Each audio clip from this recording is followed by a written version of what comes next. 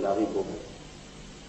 نفس مطمئنہ وہ ہوتا ہے کہ جو نفس کے اوپر تو پوری طرح قابو کر لے اور پوری توجہ روح کی طرف ہو جائے۔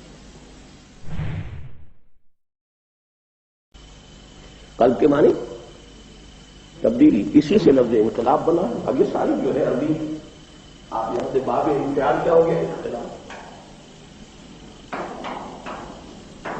تبدیل ہو جاتا۔ قلب پر ایک طرف تو دباؤ آ رہا ہے نفس کا، ایک طرف آ رہا ہے روح کا۔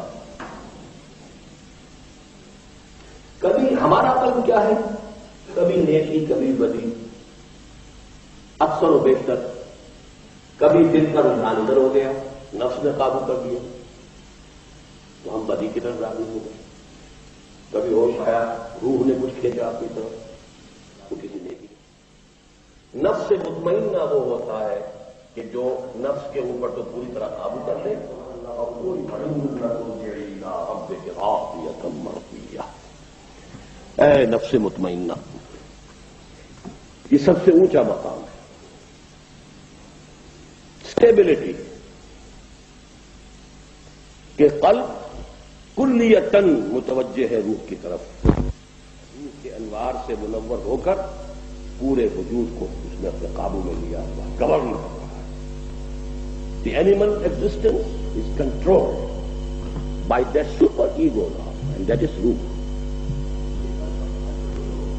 یہ ہارٹ ہی ہے، اسی سے منسلک ہے روح۔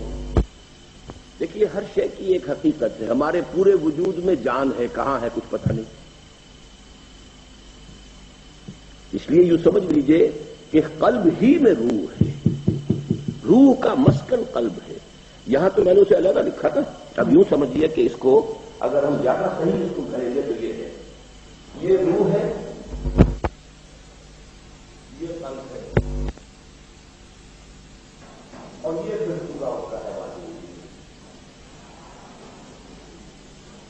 یہ ٹھیک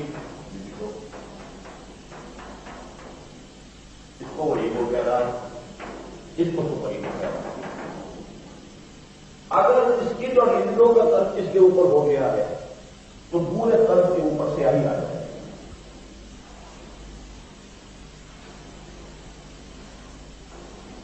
روح کے انوار اندر ہے، انسان جب گناہ کرتا ہے تو اس کے دل پر ایک داغ پڑ جاتا ہے، سیاہ دھبا، توبہ کرتا ہے صاف ہو جاتا ہے۔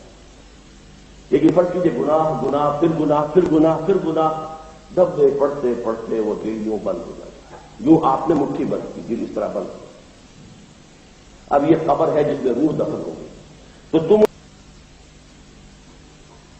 مجھے یہ ڈر ہے دل زندہ تو نہ مر جائے کہ زندگانی عبارت ہے